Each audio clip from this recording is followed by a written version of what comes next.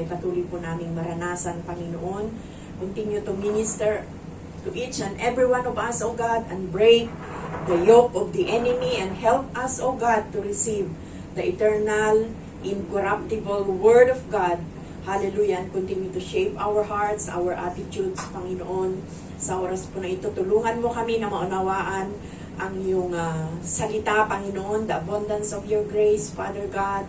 Hallelujah. Salamat po ng marami and we entrust everything unto you, Father God. Hallelujah. And may your name be lifted up, O God, in this place. Thank you, Father God. In Jesus' name we pray. Amen and amen. So, buklatin po natin ang ating Biblia sa Ephesians 1 verse 7. Meron po tayong covenant ngayon dahil ngayon ay first Sunday of August. Amen. Malapit na pong Christmas. Next year ay Berber na. Pag September na, okay, aawit na si Marichan. Okay. So, purihin ang Panginoon. Parang kailan lang ang January, ngayon ay August na. Praise the Lord. Amen. Magbe-birthday na naman tayo. Okay? Sino yung mga birthday celebrant ng August? Okay. Ngayon siya? Talaga? Yes. Okay. At sino pa? Si Shirley? Si Rose. Marami sila. Sister Juby. Okay. We pray na marami pang kaarawan at ang kalusugan ay patuloy na ipagkaloob ng Panginoon. Okay. Ephesians 1 verse 7. Handa na tayo? Amen. Okay. Habang nagluluto sila doon, ay nakikinig din sila. Kaya magkaisa po tayo na pag-aralan ang kanyang salita. Okay? Sabi po niya sa Ephesians 1 verse 7, tinubos tayo ni Kristo sa pamamagitan ng kanyang kamatayan at sa gayoy pinatawad na ang ating mga kasalanan. Gayon kadakila ang pag-ibig. Amen. Amen. In Him, we have redemption through His blood. Amen. Mayroong kapatawaran ang ating mga kasalanan. Okay, makikita natin dyan yung the riches of His grace. Amen. And the depths of God's abundant grace. Amen, mga kapatid. Kailangan maunawaan po natin kung papaano po ang Diyos ay tinatransform niya yung buhay natin. Ang ibig sabihin, may pagbabago. Amen? It changed our lives by the grace of God. Amen? Sa pamamagitan ng kanyang awa or habag sa atin. Paano niya ito binabago? Paano niya ipinoprovide yung pag-asa, yung redemption, yung strength to live according to His will? Diba? Pinoprovide niya yun sa atin. Kasi kung wala yung kalakasan na ipinagkakaloob ng Panginoon, kung wala yung pag-asa, amen, pag-asa natin doon sa ginawa niya, na tinubos niya tayo sa ating mga kasalanan, mga kapatid. Amen? Every day, we need the grace of God. Amen. Hindi lamang every Sunday. Amen? Ang grace ng Panginoon, kailangan natin yan araw-araw sa buhay po natin. But every day, as believers, mga kapatid, sino dito yung mga believers? Amen. Amen. Tayo. Amen, mga kapatid. So, napakahalaga po sa buhay natin na maunawaan natin na ang kailangan natin araw-araw ang habag ng Panginoon. The grace of God. In order for us, mga kapatid, na maiprovide ng Panginoon sa atin yung hope, yung redemption, yung strength, amen, na kailangan natin. Kasi yung lakas natin, ano po yan, yung limited po siya. Kaya, my grace is sufficient. Sabi nga niya and my strength is made perfect in your weakness.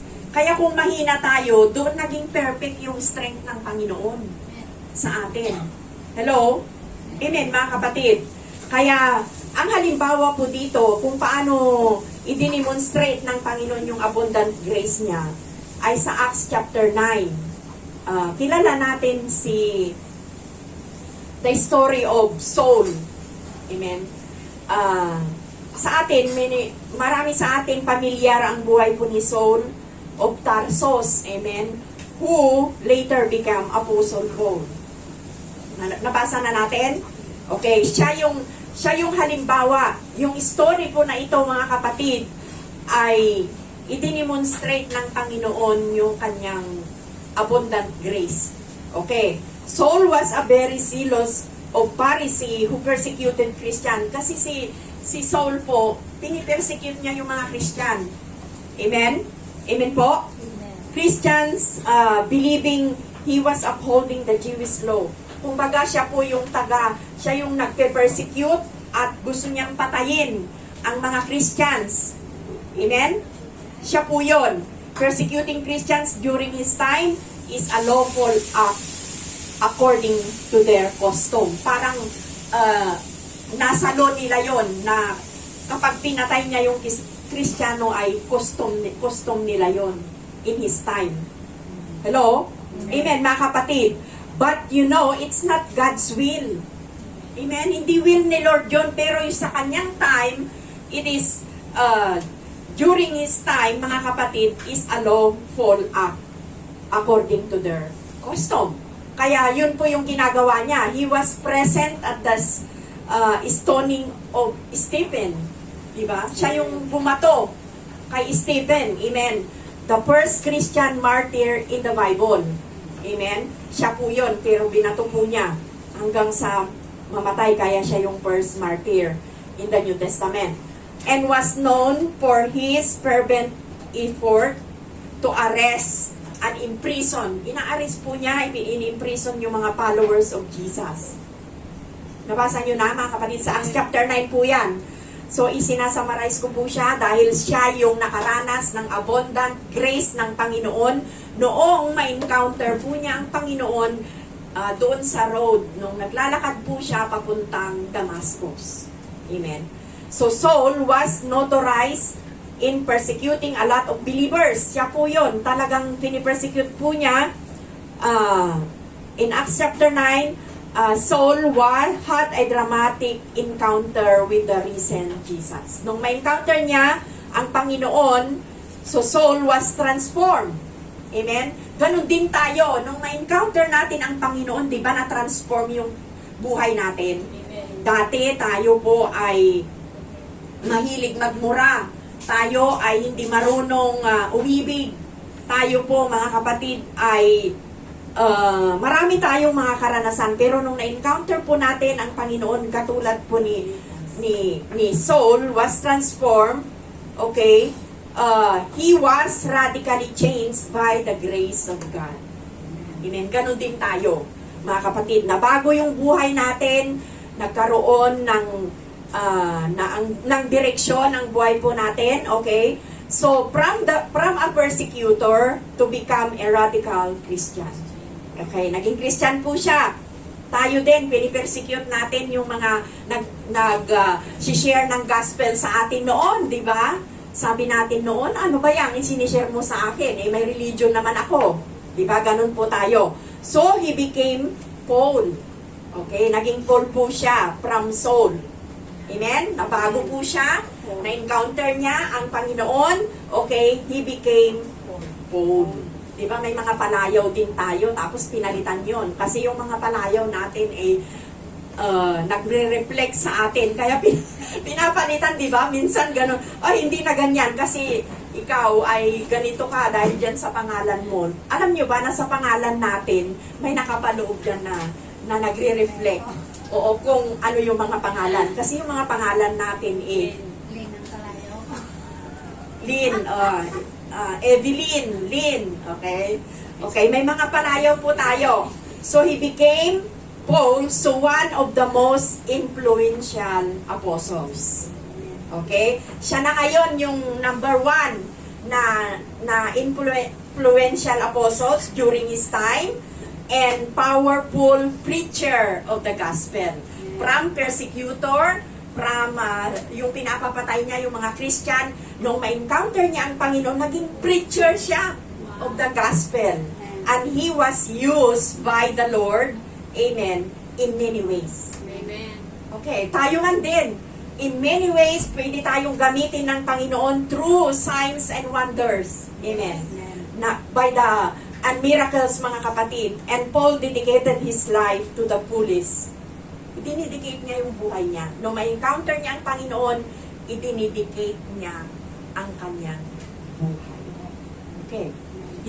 We need to dedicate our life to God. Amen. Amen, mga kapatid. To spread the gospel. Idedicate natin yung buhay natin to spread the gospel of the Lord Jesus Christ. Kaya mayroon tayong evangelism. Kaya ginagamit na tayo ng Panginoon. Noon, marunong lang tayong mag-gossip. Pero ngayon, marunong na tayong mag-share ng Word of God. Hindi na ang buhay ng may buhay yung isinishare natin. Kundi, ang isinishare na po natin ngayon ay yung good news. Hindi lang bad news. Amen? Amen po.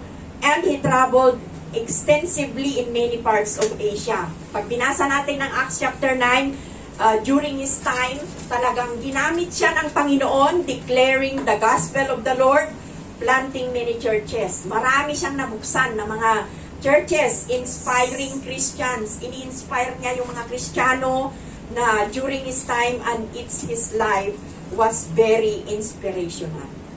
Nagiging inspired yung buhay niya sa maraming mga believers today. Di ba, binabalikan natin yung buhay niya, kung paano siya binago, paano niya na-encounter ang Panginoon, nagiging inspiration natin siya. Amen. Kaya tayo rin ay nagpapatuloy na ipahayag ang gospel of the Lord Jesus Christ. Okay. Soul's transformation into Paul is a powerful testimony of God's grace. Okay. Napaka-powerful na testimony po yan of God's grace, of God's abundant grace. Kasi kung wala yung grace ng Panginoon sa kanya, wala na. Hindi na siya magagamit ng Panginoon. Amen. Pero ginamit siya ng Panginoon through the abundance grace na naranasan niya. Ganon din tayo. Hindi tinitingnan ng Panginoon yung buhay natin noon. Once na tayo ay nag-surrender na, idinidicate na natin yung buhay natin sa Panginoon, gagamitin ka ng Panginoon through signs, wonders, and miracles. Amen, mga kapatid. To every person